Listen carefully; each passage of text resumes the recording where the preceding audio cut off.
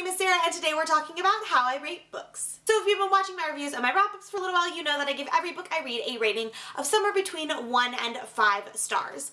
Obviously, the star rating system is a somewhat subjective one, so today we are going to talk about what those star ratings mean for me to give you a better idea of what a 2-star versus a 5-star book is when it comes to my thoughts and opinions on them. 1 star. So 1-star books are thankfully pretty rare for me now that I am no longer in school and having to read certain books for class requirements. Generally, a 1-star book denotes either a book that I DNF'd, which happens very rarely, and I do have a video planned discussing my thoughts on DNFing and such, or I read the whole thing but I just thought it was terrible. There was nothing redeeming or great about it, and it was not good, and I would not recommend it to anybody. Examples of 1-star books for me include The Nanny Diaries by Emma McLaughlin and Nicola Kraus, and Jarhead by Anthony Swafford. 1.5 stars. I don't know that I've ever actually given a book a 1.5 star rating, but the general guideline for it is that it is pretty much a 1-star book. So terrible writing, terrible story, terrible characters, etc. But there's one redeeming thing for me. Maybe there's one character that I really enjoyed out of this just awful book, or one scene that I really liked, or something like that. But like I said, I've never actually given a book a 1.5 star rating, so they're pretty rare. 2 stars. Generally, a 2-star book is something that I really did not enjoy, but there is some big redeeming quality about it for me. So it could be that I really didn't like the writing and the characters, but I loved the story itself. Or more often than not, it's usually that I loved the writing, but I didn't like the story and the characters and the rest of it. And I found recently that the books that most often get 2-star ratings from me are classic literature pieces that I just don't enjoy the story. The writing is beautiful and lovely and wonderful, but the story is just terrible. Examples of a 2-star book include The Great Gatsby by F. Scott Fitzgerald and Wuthering Heights by Emily Bronte. 2.5 stars. So generally, a 2.5 star book is a 2-star book that had more than one redeeming quality to it. Maybe the writing was beautiful and there was one character that I really enjoyed, but I didn't like the rest of the story. Or maybe I like the world that the author is building and 1 or 2 characters, but most of the story really bothered me. Examples of 2.5 star books that I've read recently are Bossy Pants by Tina Fey and Throne of Glass by Sarah J. Maas. 3 stars. 3-star books are one of my most common ratings, and 3-star books tend to be books that are just kind of meh. Like, I don't really have a strong opinion one way or the other about them. There are things that I really enjoyed about the book, things that I didn't particularly enjoy about the book, so that my overall feeling when I finished the book was just okay, not great, not awful, read worse, read better, you know, that kind of general just, it was a story feeling that you get sometimes when you finish a book. Examples of 3-star books for me include The Girl on the Train by Paula Hawkins and Northanger Abbey by Jane Austen.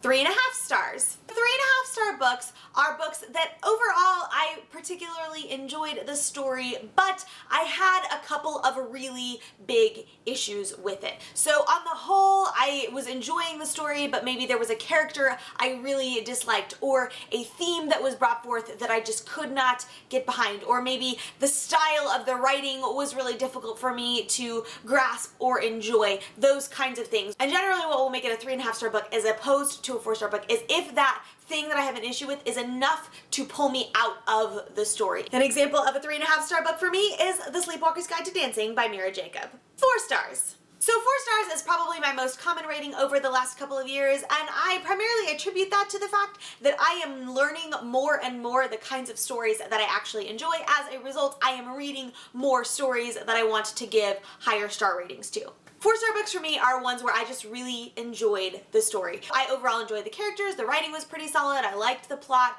etc. But there might have been 1 or 2 characters that I didn't like, or 1 or 2 small elements of the plot that I didn't enjoy, or something like that. But for the most part, when I finish a story, I just really enjoy it, and I don't have tons of critique of the story.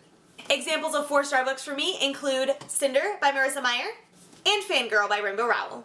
4.5 stars. So 4.5 star books are those books that I really enjoyed, but there's just something about it that prevents me from going, oh my gosh, this was the best thing ever. It might have been some element of the story that I just didn't quite connect with, or maybe one particular scene or one particular recurring element of the story that I really had an issue with. But overall, I love the characters, I love the story, I love the writing, I love the themes and things like that. But usually there's one thing that's not huge but big enough that prevents me from going, oh my gosh, this is the best thing ever. And every so often I will give a book a 4.5 star rating, and I can't quite put my finger on why. Like, I really enjoyed the story, I really enjoyed the characters and the writing, etc., but there's just something missing. The book doesn't have that it factor that makes me go, yes, this is fantastic. Examples of 4.5 star books for me include Ready Player One by Ernest Cline and The Little Paris Bookshop by Nina George. 5 stars. So you can probably guess by now, but a 5-star book for me is one of those books that when I finish it, I am singing its praises to the high heavens, and pretty much all I can say about it is, oh my gosh, this is the best book ever.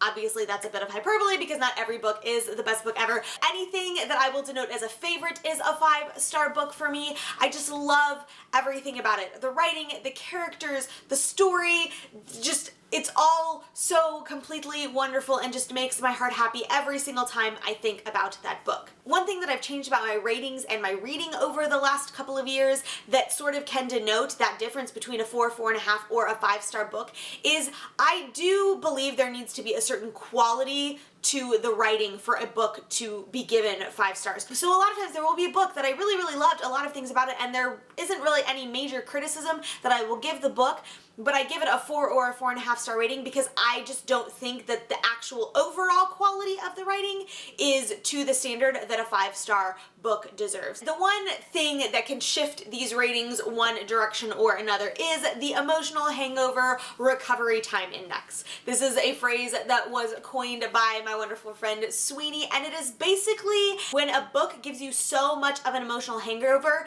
that it just deserves to be bumped up maybe a 1/2 star or even a full star because of how much of a book hangover it gave you. An example of this for me is Allegiant by Veronica Roth. In reality, that book is probably like a 2 or 2.5 star rating from me, but I gave it like 3 or 3.5 stars because the emotional hangover I got from that book was just absurd. And the reason that the emotional hangover recovery time index can skew the ratings a little bit is because I think being able to make your readers feel something is really, really important. And so maybe you did not write an awesome story in a lot of respects, but you did make your readers feel something to the point that when they finished the book, they just had that emotional hangover.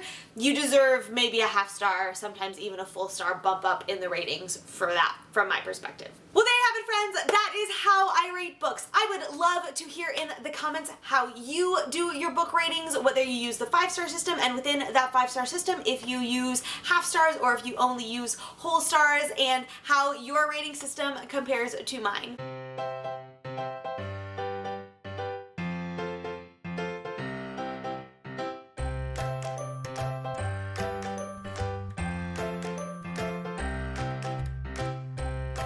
So if you've been watching my reviews of my